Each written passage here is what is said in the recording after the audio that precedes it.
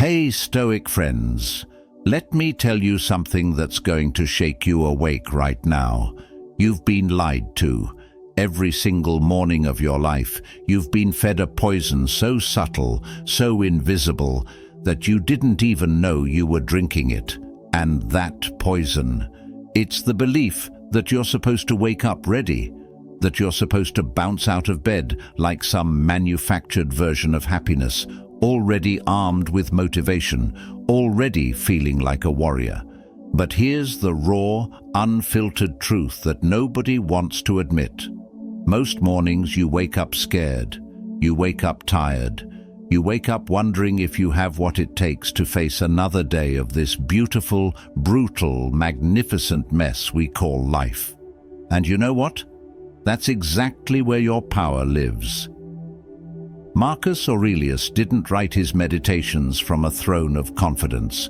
He wrote them in a tent, covered in the mud and blood of war, trying to convince himself to get up one more time. He wrote, "At dawn, when you have trouble getting out of bed, tell yourself, I have to go to work as a human being, not as a superhero, not as someone who has it all figured out, as a human being who's terrified and tired and still chooses to rise." That's the secret they don't tell you about Stoicism. It's not about being unbreakable.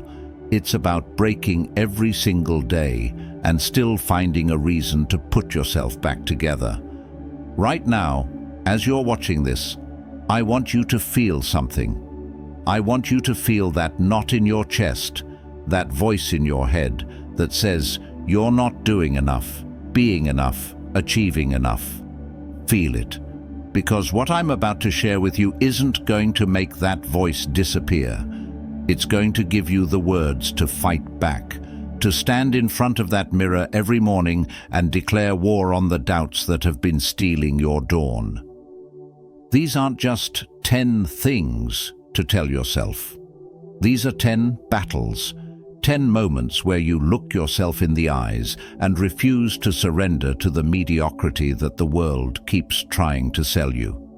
This is about transforming those first fragile moments of morning into a revolution. Your revolution. So here's what I need from you right now. Smash that like button like your life depends on it, because maybe, just maybe, it does. Drop a comment below and tell me what you're fighting for this morning. Subscribe to this channel because we're building an army of people who refuse to sleepwalk through their one precious life. And for the love of everything you hold sacred, do not skip a single second of this video. Every word has been chosen to crack you open, to reach that part of you that's been asleep for too long. The sun is rising. The question is, will you rise with it? Or will you let another day slip through your fingers like sand? Let's find out. Drop this affirmation in the comments. I am the storm I've been waiting for. Number 1. Today, I choose to become dangerous. Not dangerous to others, dangerous to everything inside you that's been keeping you small, dangerous to the comfort zones that feel like coffins, dangerous to the excuses that sound so reasonable in your head at 3 a.m. when you're staring at the ceiling wondering why you're not further along in life. Epictetus was born a slave, chains on his wrists, no freedom, no choice, nothing. And yet he became one of the most influential philosophers in human history because he understood something that most people never learn. External chains are nothing compared to the ones we forge in our own minds. He said, "No man is free who is not master of himself." And every morning he made a choice to become dangerous to his own limitations. What does it mean to become dangerous? It means you stop negotiating with the version of yourself that's terrified of failure. It means you wake up and instead of asking, "What if I can't?" you start demanding, "What if I can?" It means you look at that mountain you've been staring at for years and you finally take the first step, even if your legs are shaking, even if you can't see the top, even if everyone around you thinks you're insane. Because here's what nobody tells you. The people who changed the world weren't the ones who played it safe. They were the ones who became dangerous to the status quo. Dangerous to, that's just how things are. Dangerous to people like us don't do things like that. They woke up every morning and declared themselves a threat to ordinary. And you have that same choice. Right now, this morning, you can wake up and be the same person you were yesterday, comfortable and safe and slowly dying inside. Or you can become dangerous to your own doubts, dangerous to the timeline that says you're too old, too young, too late, too unprepared, dangerous to every voice that ever told you to dream smaller. The world doesn't need more people who are careful. It needs people who are brave enough to become dangerous to their own mediocrity. It needs you, standing in front of that mirror, eyes blazing, saying, "Today, I choose to become dangerous. Watch me.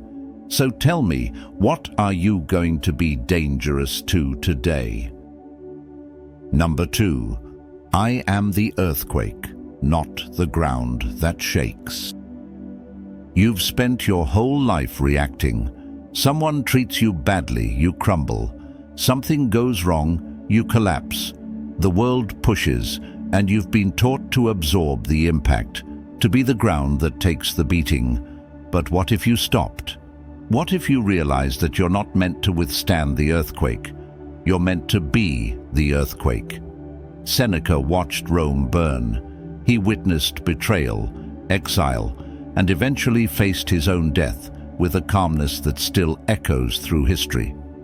He wrote these words in the face of absolute chaos. "A gem cannot be polished without friction, nor a man perfected without trials." He wasn't the victim of his circumstances. He was the force that refused to be broken by them. He became the earthquake. Every morning, you have a choice. You can wake up asking, "What's going to happen to me today?" like a leaf waiting to be blown by the wind. Or you can wake up declaring, "What am I going to make happen today?" like a storm that reshapes the landscape. There's a massive difference. One is passive, one is power. Think about the last time something shook your world, a rejection, a loss, a failure that left you on your knees. How long did you stay there? How long did you let that moment define you? Here's the brutal truth. The ground gets walked on. The ground gets buried under. The ground is where things end up when they fall. But the earthquake? The earthquake is the catalyst, the transformer, the force that says, "Nothing will be the same after I move through here." You are not here to absorb pain. You're here to transmute it into power. You're not here to be shaped by your circumstances. You're here to shape them. And every morning when you open your eyes, you need to feel that seismic energy building inside you. That rumble, that unstoppable force that refuses to be still, refuses to be silent, refuses to be small. Stop waiting for the world to shake you. Start shaking the world. Stop reacting to life. Start creating it. Stop being the ground. Become the earthquake that reminds everyone, including yourself, that you are a force of nature that cannot be controlled, cannot be contained, cannot be predicted. The question is, are you ready to move mountains? Number 3, my scars are my war paint. Look at your reflection right now. I mean, really look. See those lines around your eyes, the weight you carry in your shoulders, the exhaustion that sometimes clouds your gaze? Society tells you to hide those things, to cover them up, to pretend you're flawless. But I'm going to tell you something that's going to change everything. Your scars are not your shame. They're your war paint. Marcus Aurelius lost 8 children. 8. Can you even imagine that level of grief? The kind of pain that would make most people surrender to darkness forever. Yet he wrote, "The impediment to action advances action. What stands in the way becomes the way." He didn't hide his wounds. He transformed them into wisdom. Every scar became a lesson. Every loss became a teacher. Every moment of agony became the foundation of his unbreakable philosophy. You've been through hell. Maybe you're still walking through the flames right now. Maybe your heart has been shattered so many times you've lost count of the pieces. Maybe you failed in ways that still wake you up at night, sweating, wondering if you'll ever be whole again. And here's what I need you to understand, with every fiber of your being: those experiences didn't break you, they forged you. Warriors don't go into battle unmarked. They wear their scars with pride because each one tells a story of a fight they survived. Each one is proof that they showed up, they faced the beast, and they're still standing. Your depression? That's a scar. Your bankruptcy? That's a scar. Your divorce, your addiction, your failure, your betrayal? Those are scars. And every single one of them is evidence that you are a warrior who refuses to stay down. Stop apologizing for your pain. Stop hiding your struggles like there's something to be ashamed of. Every morning when you wake up, I want you to inventory your scars. Touch them. Remember them. Thank them. Because without them, you wouldn't be the warrior standing here right now. You wouldn't have the strength, the depth, the fierce resilience that makes you absolutely unstoppable. Your scars don't make you damaged. They make you dangerous. They make you someone who knows the taste of defeat and chose to rise anyway. They make you someone who has walked through the fire and came out forged in steel. So paint your face with those scars and walk into this day like the warrior you are. Number 4. I will not die with my music still inside me. There's a graveyard full of dreams, ideas that were never spoken, books that were never written, businesses that were never started, love that was never declared, songs that were never sung, and the saddest part? Those dreams didn't die because people lacked talent. They died because people lacked courage. They died in the waiting, in the someday, in the when I'm ready, in the silence of a life spent preparing to live instead of actually living. Seneca wrote with urgency that still burns across the centuries. It is not that we have a short time to live, but that we waste a lot of it. He understood that the greatest tragedy isn't death. It's reaching the end and realizing you never really lived, that you played it safe, that you kept your music locked inside because you were terrified someone might not like the melody. But here's the thing about music. It demands to be played. It doesn't care if you're ready. It doesn't care if you're good enough. It doesn't care if the world is listening. Music exists to be released, to vibrate through the air, to touch something in someone else's soul, even if that someone is just you. What's your music? What's that thing that keeps you up at night, whispering, "What if?" What's that dream you've been negotiating with for years? What's that version of yourself that you see in those quiet moments before sleep? The one who's braver, bolder, more authentic than the one you've been showing the world. Every morning you wake up is another chance to let it out. Another opportunity to stop rehearsing and start performing. Another moment to stop asking for permission and start creating anyway. Because here's the brutal mathematics of existence. Every day you wait is a day that music stays buried. Every morning you choose silence is a morning your song gets quieter. And one day there won't be another morning. One day the curtain closes. The question is, when that moment comes, will you look back and see a life of bold, beautiful, messy self-expression? Or will you see silence? Will you see all the things you meant to do, meant to say, meant to become? This morning I'm begging you, Play your music, sing your song, even if your voice cracks, even if nobody applauds, even if you're terrified. Play it anyway, because the world needs your music. And you need to hear yourself finally sing. Number 5. I am not waiting for permission to become myself. You've been waiting. Admit it. Waiting for someone to notice you. Waiting for someone to validate you. Waiting for the right moment, the right circumstances, the right alignment of stars and planets and cosmic forces before you finally give yourself permission to become who you actually are. And while you've been waiting, years have passed, opportunities have dissolved. The real you has been locked in a cage built from other people's expectations and your own fear of disappointing them.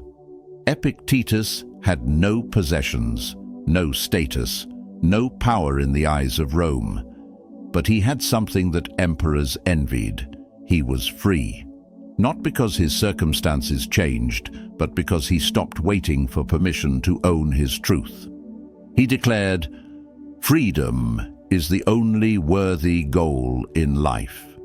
It is won by disregarding things that lie beyond our control.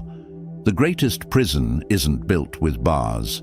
It's built with the question, but what will they think?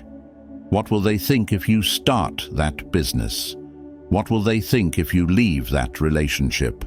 What will they think if you pursue that crazy dream?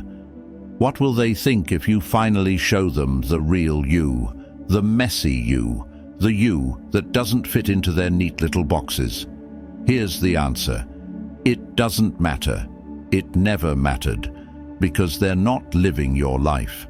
They're not lying in your bed at night wondering if you wasted your one shot at existence. They're not the ones who will face the mirror in 20 years and ask, "Why didn't I try?" You are. This morning, I need you to understand something so profound it should shake your foundation. Nobody is coming to give you permission. Nobody is going to tap you on the shoulder and say, "Now you're ready.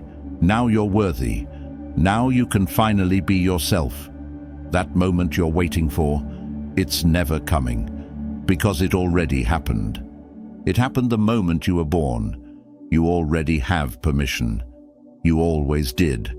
Stop editing yourself for an audience that isn't even paying attention. Stop shrinking yourself to fit into spaces you've outgrown. Stop waiting for someone else to believe in you before you believe in yourself. The greatest betrayal isn't when others reject you. It's when you reject yourself by refusing to show up as who you really are. Today, you give yourself permission, not to be perfect, not to have it all figured out, but to be authentically, unapologetically, courageously you. Stop waiting. Start becoming. Number 6. I am built from the ashes of every version of me that didn't survive. You think you're the same person you were 5 years ago? 10 years ago? You're not. That person died. They had to, because you couldn't become who you are now without burning down who you were then. Every breakdown was a breakthrough in disguise. Every ending was making room for a beginning you couldn't even imagine yet. And every time you thought you were falling apart, you were actually falling together in a form stronger than before. Marcus Aurelius understood this with brutal clarity.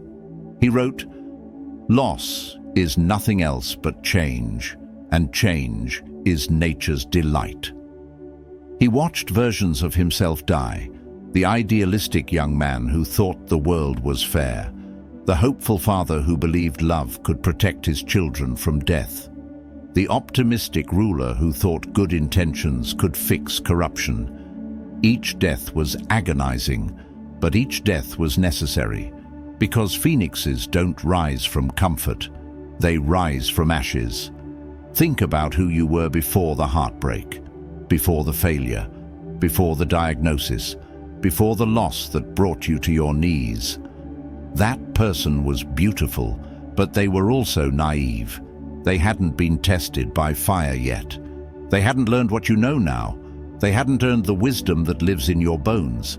They had to die so you could be born. And you are the accumulation of every death you've survived. You are built from the ashes of the person who trusted too easily, who loved too recklessly, who believed too blindly.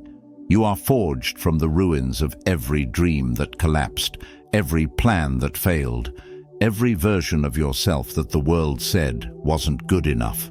And instead of those ashes weighing you down, they became the foundation of something indestructible. Every morning when you rise, you're not just waking up, you're resurrecting. You're proving that death isn't the end of the story. It's the plot twist that makes the story worth telling. You're demonstrating that you can lose everything and still find a way to build something beautiful from the wreckage. So stop mourning who you used to be. Stop wishing you could go back to easier times. Those times weren't easier, they were smaller. You needed to outgrow them. You needed to burn through them. You needed to become this version of yourself, scarred, seasoned, and absolutely unbreakable. You are the phoenix. And every morning is your chance to rise again. Number 7. My silence is more dangerous than my roar. The world has confused your quiet for weakness. They've mistaken your patience for passivity. They've looked at your restraint and assumed you have nothing to say, nothing to fight for, nothing burning inside you. They have no idea that your silence isn't emptiness. It's strategy. It's power compressed. It's a storm deciding when to break. Epictetus taught that true strength isn't in the noise you make. It's in the control you maintain. He said, "The key is to keep company only with people who uplift you, whose presence calls forth your best." But here's what he didn't need to say out loud. Sometimes your best is expressed not in words, but in the thunderous silence that makes others uncomfortable, in the refusal to explain yourself, in the decision to let your actions detonate while others are still talking. You don't need to announce your moves. You don't need to broadcast your plans. You don't need to convince anyone of your worth. The lion doesn't announce its presence with explanations. It simply appears, and everything changes. Your silence is you gathering strength, observing, learning, planning, becoming more dangerous with each passing moment of restraint. Let them underestimate you. Let them think your quiet means you've given up. Let them believe you're too scared to speak. Because while they're busy making noise, you're busy making moves. While they're performing for attention, you're perfecting your craft in the shadows. And when you finally do emerge, when you finally do speak, when you finally do act, it won't be a roar. It will be an earthquake. Your silence isn't submission. It's ammunition. Use it wisely. Use it strategically. And when the moment comes, let it explode into action that needs no words. Number 8. I choose alchemy over agony. Pain is guaranteed. Suffering is optional. Transformation is a choice. And every morning you wake up, you're standing at a crossroads. Will you let what happened to you define you? Or will you transform what happened to you into you? Will you be a victim of your circumstances, or an alchemist who turns poison into medicine? Seneca lost everything, multiple times: exile, betrayal, poverty, power, and then his life. But before he died, he left us this truth. Difficulties strengthen the mind, as labor does the body. He didn't just endure his pain, he used it. He transformed every ounce of agony into philosophy that still heals people 2,000 years later. That's alchemy. You have a choice with every painful experience. You can carry it like a wound that never heals, reopening it daily, showing everyone you're hurt, demanding they acknowledge how much you've suffered. Or you can transform it. You can take that rejection and alchemize it into resilience. You can take that betrayal and transmute it into discernment. You can take that failure and forge it into wisdom. The difference between people who stay broken and people who become unstoppable isn't that one group experienced less pain. It's that one group decided to become alchemists. They took the lead of their trauma and turned it into the gold of their transformation. They looked at their agony and said, "You will not be wasted on me. I will extract every lesson. I will mine every insight. I will transform you into power." This morning, look at your pain. Really look at it, and then make a decision. What are you going to create from it? Because alchemists don't curse the base metal, they transform it. Number 9, I will love myself with the ferocity I've been giving to everyone else. You've been so generous with everyone else, your time, your energy, your forgiveness, your second chances, your unwavering belief in their potential. You've shown up for them in their darkest hours. You've held space for their growth. You've loved them through their worst. And yet, when it comes to yourself, you're the harshest critic, the strictest judge, the one person you refuse to extend that same grace to. Marcus Aurelius wrote, "You have power over your mind, not outside events. Realize this, and you will find strength." But here's what that really means. The relationship you have with yourself determines everything.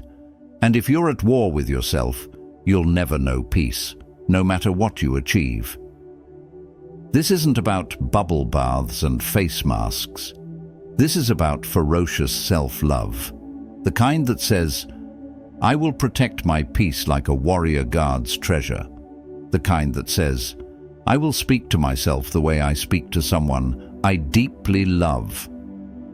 The kind that says, "I will not abandon myself in pursuit of others' approval." You've been waiting for someone to love you the way you deserve. But what if that someone is you? What if the love you've been seeking, the acceptance you've been craving, the validation you've been chasing, what if it starts with the person in the mirror? Every morning, look yourself in the eyes and choose yourself. Choose your healing over their comfort. Choose your truth over their expectations. Choose your peace over their approval.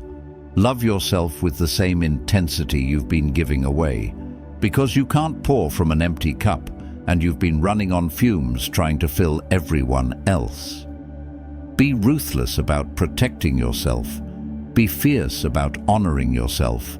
Love yourself like your life depends on it. Because it does. Number 10. I am the author of my resurrection. Nobody is coming to save you.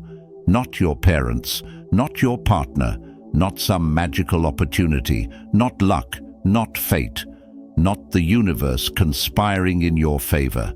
And that's not the bad news. That's your liberation. Because if nobody is coming to save you, then you get to be the hero of your own story. You get to write the comeback. You get to author the resurrection. Epictetus proclaimed, "He who laughs at himself never runs out of things to laugh at." But beneath that humor was steel. He understood that taking ownership of your life, all of it, the beautiful and the brutal, is the only path to freedom. You are not a character in someone else's narrative. You are the author, and every morning is a blank page. You've been knocked down. Maybe you're lying on the ground right now, reading this, wondering if you have the strength to get up one more time. Here's what I know about you. You do, because you're still here. You're still breathing. You're still searching for a reason to rise. And that searching? That's the first line of your resurrection story. Nobody remembers the people who stayed down. History celebrates the ones who got back up. The ones who looked at impossible odds and said, "Watch me." The ones who authored comebacks so magnificent They became legends, and that's you. Right now, in this moment, you're in the middle of writing the chapter where everything changes. Pick up the pen. Stop waiting for someone else to write your happy ending. Stop blaming circumstances for the story so far. Take authorship. Take responsibility. Take your power back and write a resurrection story so powerful it inspires someone else to rise. Your story isn't over. It's just getting to the good part. Stoic friends, we've reached the end, but this is really just the beginning. You walked into this video as one person. You're leaving as someone different. Someone who's been reminded that you are not weak. You are not broken. You are not small. You are a force of nature wrapped in human skin, temporarily forgetting your power. These 10 declarations aren't just words. They're weapons, and every morning you're going to need them. Because the world will try to convince you to shrink. Life will throw punches that make you want to stay down. And in those moments, you'll remember what you learned here today. You are dangerous to your limitations. You are the earthquake. Your scars are war paint. Your music demands to be played. You don't need permission. You rise from ashes. Your silence is strategy. You're an alchemist. You love yourself fiercely, and you are the author of your resurrection. Now do me a favor. Smash that like button if this hit your soul. Drop your favorite affirmation in the comments. Share this with someone who needs to hear it. And subscribe to this channel because we're building an army of awakened warriors. The sun is rising, Stoic friend. Rise with it. Drop this affirmation in the comments. I rise every single day. I rise